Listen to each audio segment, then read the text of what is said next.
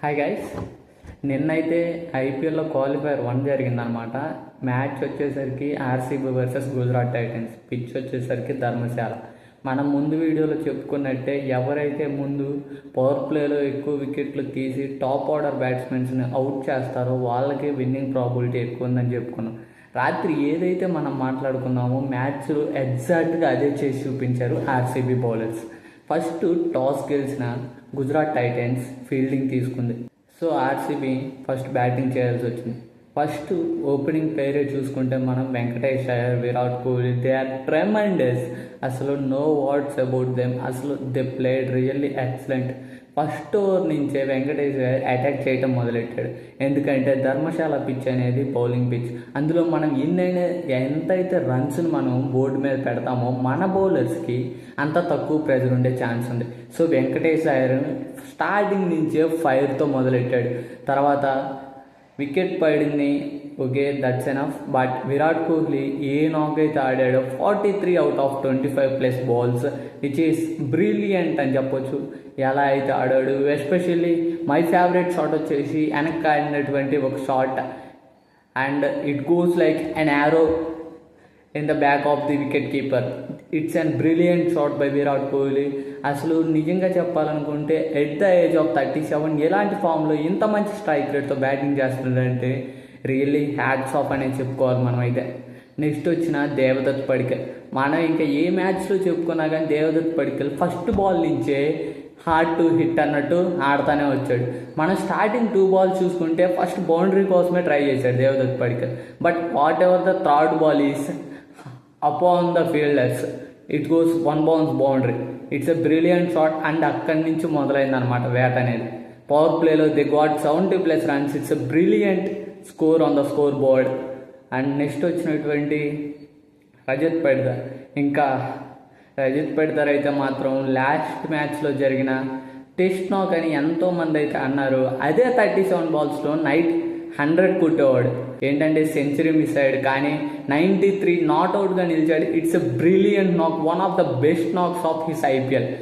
అసలు మనం చూసుకుంటే ఆర్సీబీ ఎంటర్ అయిన ప్రతి ప్లే ఆఫ్స్ మ్యాచ్లో Rajat Patidar played a brilliant నాక్స్. మనం ఒకసారి చూసుకుంటే సెంచరీ కొట్టాడు ఎల్ఎస్జీ మీద ఎలిమినేటర్లో. ఇట్స్ ఎ బ్రిలియంట్ నాక్, similar type of innings and దానికి మించిన ఇన్నింగ్స్ ఇది. ఏదైతే కొట్టాడో 93 out of 33 balls. It's a brilliant అంటే బ్రిలియంట్. ఇంక అది విధ్వంసం చేశాడనే చెప్పుకోవాలి ఒక్క మాటలో అయితే. అసలు one of the favourite shot ఏంటంటే రబాడాని ఓవర్ ద ఆఫ్ సైడ్ కొట్టాడు. It's a brilliant shot. అప్పుడైతే అందరికీ మైండ్ పోయిందనే చెప్పాలి. ఇంకా తర్వాత వచ్చిన team David, if he scores 20+, the score will be 280 అనే చెప్పుకోవచ్చు. కానీ జితేష్ శర్మ వచ్చి ఫామ్లో లేడనుకున్నాం, కానీ వచ్చిన తర్వాతే ఒక బ్రిలియంట్ సిక్సర్తో 15 out of 5 balls 300 స్ట్రైక్ రేట్తో నిలిచాడు. ఇంకా తర్వాత ఇంకా మనం ఎక్కువ చెప్పుకోవాల్సిందే Krunal Pandya made a brilliant partnership with Rajat Patidar. ఎప్పుడైతే మనకి ఆర్సీబీలో 2 wickets పడిపోయాయో అప్పుడు కృణాల్ పాండ్యా రావడం జరిగింది. Krunal Pandya made a brilliant partnership. ఎందుకంటే అప్పట్లో స్కోర్ అనేది మనకి చాలా ఉంది స్కోర్ బోర్డులో, కానీ ఏదైతే రషీద్ ఖాన్ వేస్తున్నాడో అలాంటి బౌలర్ని టార్గెట్ చేయడం అనేది కొంచెం డిఫికల్ట్ అనే చెప్పాలి. కానీ దాన్ని they made it possible, they made it easy and simple to look. అంటే ఎలా అంటే విత్ అన్ ఈజీ ఇలా కూడా ఆడొచ్చా అని చెప్పి ఆడి చూపించారు. ఒక పక్క పట్టిదర్ కొడుతుంటే ఇంకో పక్క కృణాల్ నేనేమన్నా తక్కువ అన్నట్టు ఆడాడు. స్పిన్నర్ని చాలా బాగా ఆడాడు. Patidar we know he's the king of spin bowling unit and he can destroy the spin bowlers unit అని చెప్పుకోవచ్చు. రాత్రి బ్యాక్ ఫుట్లో కొట్టిన ప్రతి 6 క్లాస్ అని గుర్తొచ్చాడు. అసలు ఆ షాట్లో బ్యాక్ ఫుట్లోకి వెళ్ళి అంత పవర్ జనరేట్ చేయడం అన్నది ఇట్స్ పాసిబుల్ కాదని చెప్పుకోవచ్చు, కానీ it's possible. He made it possible. అంత పవర్ జనరేట్ చేసి కొట్టడం అన్నది it's brilliant. And next second ఇన్నింగ్స్కి వస్తే 255 అనేది చాలా బిగ్ టార్గెట్. అది క్వాలిఫైయర్ అన్న ఇంపార్టెంట్ మ్యాచ్లో మాత్రం it definitely make a huge pressure on opponents team. GT ఎలా అయితే మనం చెప్పాము టాప్ 3 బ్యాట్స్మెన్స్ని మనం వికెట్ కనుక తీస్తే పవర్ ప్లేలో ఆల్మోస్ట్ మ్యాచ్ అయిపోద్దని మనం ఎలా అయితే ప్రీ మ్యాచ్ ప్రివ్యూలో చెప్పుకున్నామో ఎగ్జాక్ట్గా ఆర్సీబీ బౌలింగ్ యూనిట్ అదే చేసి చూపించారు. ఏదైతే Bhuvneshwar Kumar, Jacob Duffy, Josh Hazlewood and Rasikh Salam వేసిన స్పెల్స్ ఉన్నాయో those are definitely fantastic overs by RCB bowling unit. మనం చెప్పుకున్నట్టే టాప్ 3 బ్యాట్స్మెన్స్ని అవుట్ చేస్తే ఇంకా జీటీ మిడిల్ ఆర్డర్ అనేది ఎక్స్పోజ్ అయిపోయింది. అక్కడ వాళ్ళు ఏమాత్రం పర్ఫామ్ చేయలేకపోయారు. కానీ ఇనీషియల్గా సాయి సుదర్శన్ ఇచ్చిన స్టార్ట్ అయితే బ్రిలియన్, బట్ అది చాలా దురదృష్టం అనేది చెప్పుకోవచ్చు. అలాంటి అవుట్ ఇంతకుముందు ఒకసారి అయ్యాడు అలానే హిట్ వికెట్ అయ్యి, but it's much more unfortunate than that. అది చాలా బాధాకరం. అండ్ నెక్స్ట్ థింగ్ శుభం గిల్ భువీ వేస్తున్న బాల్ ఏదైతే ఉందో ఎక్కడా విడితివ్వలేదు గిల్కి. మనం చూసుకుంటే రాత్రి మ్యాచ్లో జరిగింది ఏంటంటే భువీ స్వింగ్ చేయడానికి చూడలేదు, జస్ట్ ఏదైతే బాల్ గ్రిప్ దొరుకుతుందో దాన్ని జస్ట్ లెగ్ కటర్స్ అలాంటి బాల్స్ వేసి వికెట్స్ తీద్దామని చూశాడు. ఎందుకంటే స్వింగ్ వేస్తే శుభం గిల్ ఫ్రంట్కి వచ్చి దాన్ని బ్రేక్ చేసే ఛాన్స్ ఉంది కాబట్టి చాలా ఇంటెలిజెంట్ మైండ్ సెట్తో గిల్ వికెట్ తీసాడని చెప్పుకోవచ్చు. నెక్స్ట్ జాస్ హేజల్వుడ్ తీసిన బట్లర్ వికెట్, అదైతే మెయిన్ వికెట్ అనే చెప్పుకోవచ్చు. ఎందుకంటే బట్లర్ ఉన్న ఫామ్లో 250+ స్కోర్స్ని చేస్ చేయగలిగే టాలెంట్ ఉన్న ప్లేయర్. అతన్ని మాత్రం అక్కడ వికెట్ తీయకపోయి ఉంటే దే డెఫినెట్లీ మేక్ 230+ రన్స్ అనే చెప్పుకోవచ్చు. ఎందుకంటే బట్లర్ మనకు తెలిసిందే is a destruction player. And ఆ ఓవర్లో కొట్టిన రన్స్ ఒక 6, 4 అండ్ ఇంకొక 4. నెక్స్ట్ హేజల్వుడ్ వేసిన ఒక హాఫ్ కటర్కి బట్లర్ అయితే అవుట్ అవడం జరిగింది. అక్కడ ఏదైతే బ్రిలియంట్ మైండ్ సెట్ అండ్ ఇంటెలిజెన్స్తో బౌలింగ్ వేశాడు జాస్ హేజల్వుడ్, అన్ని రన్స్ ఇచ్చిన తర్వాత కూడా ఆ సెలబ్రేషన్ చూస్తేనే మనకు అర్థమైపోతుంది ఎంత మంచి వికెట్ తీసాడని. అండ్ ఏ బౌలర్కైనా నచ్చదు, మనం చూసుకున్నట్లయితే ఏ బౌలర్కైనా నచ్చదు అన్ని రన్స్ ఇచ్చిన తర్వాత, కానీ వికెట్ తీసి సెలబ్రేషన్ చేశాడు. It's definitely good thing that happen in the night match అని చెప్పుకోవచ్చు. ఇంకా నెక్స్ట్ మనకు తెలిసిందే జీటీ మిడిల్ ఆర్డర్ అంత మంచిగా పర్ఫామ్ చేయట్లేదు. Washington Sundar, Jason Holder and Rahul Tewatia గురించి మనం మాట్లాడుకోవచ్చు.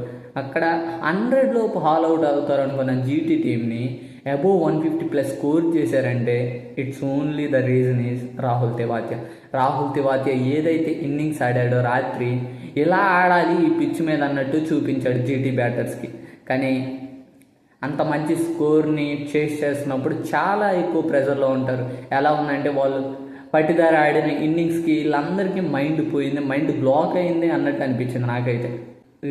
ఇంకో మాటకు వస్తే సిరాజ్ మియా కూడా ఎక్కువ బాల్స్ ఆడినా తక్కువ రన్స్తో ఉండి నాట్అవుట్గా నిలుస్తామని ట్రై చేశాడు. And he's giving support to Rahul Tewatia in the last match also. Rahul Tewatia మాత్రం వెళ్ళాడు, ట్రై చేశాడు, బట్ ఇట్స్ ఇంపాసిబుల్ టార్గెట్ కాబట్టి ఇట్స్ అన్ఫార్చునేట్ అనే చెప్పుకోవచ్చు. ఎందుకంటే వాళ్ళు ఆడిన ప్రతి మ్యాచ్ లీగ్ స్టేజ్లో వాళ్ళు టాప్ 3 పర్ఫామ్ చేస్తూ వచ్చారు. So that is the reason why they are in the top 2 in the points table. And they played the last match against RCB. Night RCB bowling యూనిట్కి క్రెడిట్స్ అంతా వెళ్తాయి. వేసిన ప్రతి bowler wicket తీశారు except Romario షెఫర్డ్ని ఎందుకు తీసుకొచ్చారంటే ఇంపాక్ట్ ప్లేయర్ కింద. ఫైనల్లో ఏదైనా ఛాన్స్ వస్తే ఒకవేళ ఇంపాక్ట్ అవసరం అయితే మిడిల్ ఓవర్లో బౌలింగ్ వేసేదానికి ఇప్పుడు ఎలా ఉన్నాడు, నెక్స్ట్ ఎలా మాడిఫై చేయాలి ఇతన్ని అని చెప్పి టెస్ట్ చేశారని రజత్ పడితారు రాత్రి చెప్పుకొచ్చాడు. రసిక్ సలాం తీశాడు, భువీ తీశాడు, హేజల్వుడ్ తీశాడు, అలాగే Krunal Pandya the bouncer king అనే చెప్పుకోవాలి. ఏదైతే బ్యాక్ టు బ్యాక్ బౌన్సర్స్ అంత స్పీడ్గా అంత ఇన్స్టాంట్గా షార్ట్ రన్అప్లో వేయడం అనేది it's very difficult for a spin bowler. ఎంతో పవర్ జనరేట్ చేసి ఆ బంప్ అండ్ ఆ పిచ్ని ఎలాగైతే బౌన్స్గా యూటిలైజ్ చేసుకుంటున్నాడు ఇట్స్ అ బ్రిలియంట్ అనే చెప్పుకోవాలి. అది ఎస్పెషల్లీ స్కిల్, అది మోర్ ప్రాక్టీస్ మీదే వచ్చింది.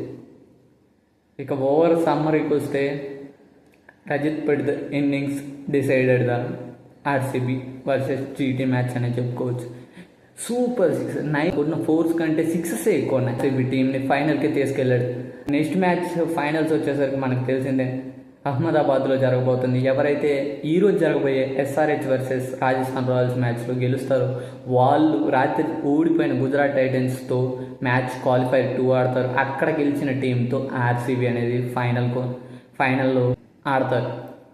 ఇక్కడ ఏంటంటే ఎవరైతే ఈరోజు మ్యాచ్ గెలిచి రేపు జీటీతో ఆడతారో ఇక్కడ చాలా ట్రావెలింగ్కే టైం వేస్ట్ అయ్యే ఛాన్స్ ఉంది. అంటే ఎవ్రీ ప్లేయర్కి వచ్చేసరికి ప్రాక్టీస్ ఎక్కువ ఉండదు, కానీ ఆర్సీబీకి చాలా రెస్ట్ ఉంటుంది. ప్రతి టీంని అనాలిసిస్ చేసుకోవచ్చు, ఇంకా ఎక్కువ మోర్ అండ్ మోర్ ప్రాక్టీస్ చేసుకోవచ్చు మనం చూసుకుంటే. కానీ ఇక్కడ ఏదైతే ఇప్పుడు ఎలిమినేటర్ మ్యాచ్ ఆడాలి, క్వాలిఫైర్ 2 మ్యాచ్ ఆడాలి, వీళ్ళకి బ్యాక్ టు బ్యాక్ మ్యాచెస్ ఉంటాయి. టైం అనేది ఉండదు ప్రాక్టీస్ చేయడానికి వాళ్ళకి. రాత్రి విరాట్ కోహ్లీ బాగా ఆడాడు, but and it's a whole team unit game. Why they won the match in the last night అని చెప్పుకోవచ్చు. Thank you guys.